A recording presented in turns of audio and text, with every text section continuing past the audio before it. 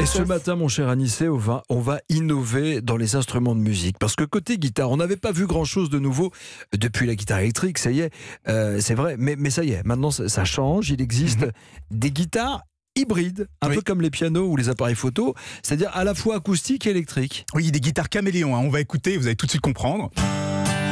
Donc, d'abord, ça ressemble à une guitare classique, hein, donc ça se joue comme une guitare sèche et ça sonne comme une guitare sèche classique. Mais en basculant un petit bouton, on peut passer à un son de guitare électrique. C'est un peu plus dur là. Avec la même guitare. Avec la même guitare, on peut même jouer au banjo. C'est énorme. Et on peut même jouer du sitar.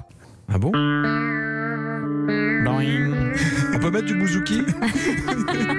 Non. Et encore une fois, tout ça, c'est avec la même guitare. On bascule juste un bouton. Mais comment ça marche? C'est de l'électronique en fait. Mais c'est vrai que le son ne fait pas gadget. Non, c'est des vrais sons d'instruments. Hein. Ça se joue comme un vrai instrument. Alors, à l'intérieur, il y a énormément de capteurs, il y a énormément de processeurs sonores, des haut-parleurs cachés même. En fait, ça se passe, vous l'avez dit, hein, il se passe en ce moment sur les guitares la même chose qu'il y a quelques années sur les pianos numériques. Hein. Vous savez, avec un clavier aujourd'hui, on peut jouer du piano droit, du piano à queue, du synthé, etc.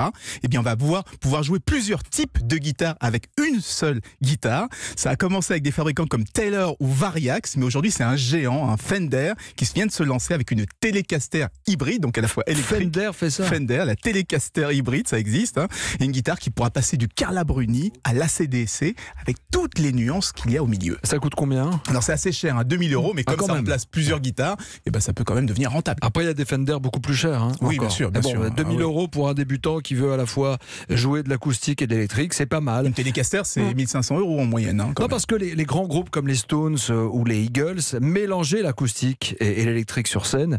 Moi, je dis juste merci Anissé Mbida. Terminons avec quelques notes de Led Zepp, s'il vous plaît, pour Laurent Cabrol.